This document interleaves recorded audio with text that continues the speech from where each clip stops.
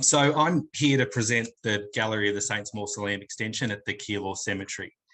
So forgive me if I'm communicating something that you already know, but a mausoleum is an external, freestanding, above-ground monument enclosing the burial chamber of a deceased person or people. It could be a grand, over-the-top structure for an individual with obscene wealth, or a smaller structure, often neoclassical in form, devoted to a single family. A common configuration, both locally and here in Australia, is the example on the right, which is a publicly accessible monument with burial chambers or crypts of generally unrelated individuals arranged side by side and stacked vertically within the one structure. In Australia, each crypt is installed with a vigil lamp that, when lit, represents an eternal flame. So at the Keilor Cemetery, a mausoleum complex is located at the centre of the cemetery grounds. The structure has been built over 3 stages. The first is an ecclesiastical type structure with some crypts facing an interior chapel, and others facing the garden of the cemetery through a covered colonnade. Stages 2 and 3 were designed by Harmer Architecture, and they play on the symmetry and the formality of the existing building, but do so in a more rationalist manner. Both stages are cloaked in a concrete and metal skin that obscures the crypts within the building. The connection to the public domain is quite limited. So some crypts face the skin around the perimeter of the building, so on that left image, and others face an internal courtyard. Sorry, that image on the right. A long, narrow site to the south of the existing building was allocated to expand the mausoleum, and our studio was invited to design or to complete the project. So that space to the south is defined by the existing building to the north, by existing driveways that bring hearses into the building, and by in-ground burial plots to the south. So quite a long, narrow site. A master plan was already prepared for the site. It was fundamentally an extension of the existing building. That is, a series of crypt cores or blocks running along the southern edge of the site, cloaked in the concrete and metal skin that envelops the stage 2 and 3 building. We were told that we had creative license when it came to the design of this new mausoleum on 3 conditions. 1, that it had to be sympathetic to the existing building. 2, that the site dimensions couldn't change. And most importantly, we couldn't reduce the number of crypts in the development, because the crypt yield directly impacts the financial feasibility of the project, sort of the nuts and bolts. So it didn't give us a lot of room to move. But we started by interrogating the existing master plan, and 2 things really stood out. 1, we felt that the continuation of that contiguous skin would do little to connect the structure to the cemetery surrounds. And without the prospect of an internal courtyard, we felt that the master plan would offer very little visual relief within the building. Second, we felt that the linearity of the floor plan would set up incredibly long crypt galleries that, when amplified, would become quite impersonal. So this is a view of the existing building, the gallery around the edge of the existing building. This is what it would become in the master plan.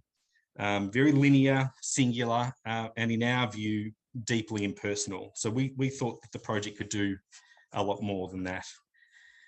So we started with the existing master plan. We removed the perimeter skin. We pulled the crypt cores apart in order to reduce the scale of the building and disrupt the monotonous circulation and spatial experience. And then we redistributed the crypts in an organic arrangement, ensuring that we would maintain the existing yield. This organic arrangement provides a number of diverse spatial experiences that could result in mini communities coexisting within the mausoleum rather than a singular experience.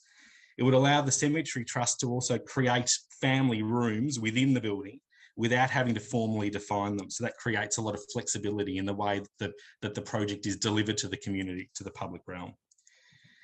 This organic arrangement of crypts creates the opportunity for diverse spatial experiences that are punctuated by landscape. So along the southern edge, shifting setbacks create an engaging interface with in-ground burial plots to the south. They allow cemetery landscape and programs such as seats and drinking fountains to permeate the mausoleum site, creating a reciprocal relationship between the new extension and its context. By creating a more permeable interface to the north, the mausoleum has the potential to engage with the landscape of the forecourts to the east and west of the existing building. And by creating this opportunity, we convinced our client to include the redesign of these two significant landscape areas into our scope of work. So the building, so we've designed and documented the project to be delivered in 3 stages. So 4 in the middle, 5 to the west and 6 to the east. So it's all been fully documented, but what we've built and what we're presenting today is the stage 4 mausoleum extension. And this is our site plan. So essentially existing buildings in the north, our work to the south, these forecourts that we designed, we took cars and car parking out of the forecourts, brought them to the perimeter of the site. Only a hearse can drive into the interior of the landscape. But they are essentially, spaces are defined by permeable paving. And we designed temporary landscapes to the east and west of the building. This is the approach from the northeast, and it highlights the interface between our extension and the existing building. So where the existing building is introverted and shielded, our extension is open and welcoming, with visitors greeted by a colonnade that is organic, playful, and connected to the cemetery surrounds, engaging with the public domain of the site. Permeability and connection to landscape is the key to understanding our project. It's very transparent, you can see through the building. The materiality of the Gallery of the Saints is embedded firmly to place. Inspired by the basalt plains of the surrounding context, bluestone cladding, which is a material that's synonymous with the cultural and civic heritage of Melbourne, provides the project with a sense of both familiarity and monumentality, which is significant for these types of projects. The bluestone is generally sawn-faced with honed inlays that create additional texture and help to relieve or to reduce the perceived scale of the building.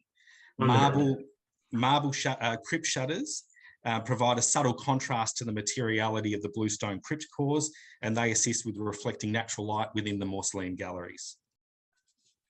Roof windows allow daylight to penetrate the interiors, animating interior spaces and providing an uplifting spiritual quality without the reliance on religious iconography.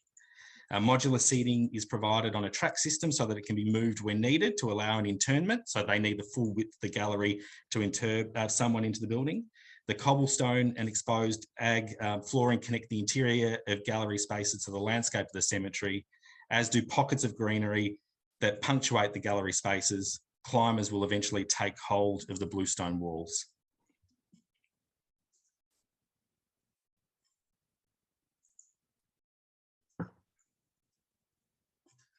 The ability for someone to physically touch the name or photo of a loved one on the marble crypt faces is an important part of the grieving process. However, this experience isn't available to those who are interred in the top 3 levels of the building. So in response to this, we created a plaque located within the space between the existing building and the extension that would honour those people. Positioned at waist height, the marble plaque supports the names of all those that are interred in the top 3 levels of the building. A 10 diameter hole, mil diameter hole is located to the left-hand side of each name, and the building is new, so names aren't installed just yet. But those holes will allow loved ones to place a single flower next to the name, perhaps one from the new garden surrounding the mausoleum.